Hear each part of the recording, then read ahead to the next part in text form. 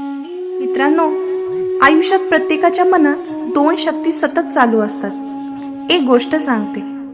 एकदा एक आजोबा आपल्या नातवाला म्हणाले, बाळा, आपल्या प्रत्येकाच्या मनात दोन लांडगे राहतात. एक लांडगा म्हणजे राग, असूया, टेन्शन आणि नकारात्मक विचार. दुसरा लांडगा म्हणजे शांतता, प्रेम, आशा, धैर्य आणि सकारात्मक विचार.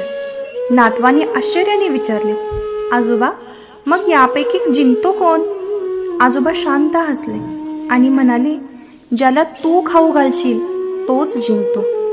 गोष्ट अगदी लहान आहे, पण त्याचा अर्थ आपलं आयुष्य बदलून टाकतो. आणि मित्रांनो, हेच आपल्या आयुष्यातलं खरं सत्य आहे. आपण सतत नकारात्मकतेला, टेन्शनला, चिंतेला खाऊ घालत असतो आणि तोच लांडगा बलवान होईल आणि आपल्या आयुष्यावर राज्य करेल.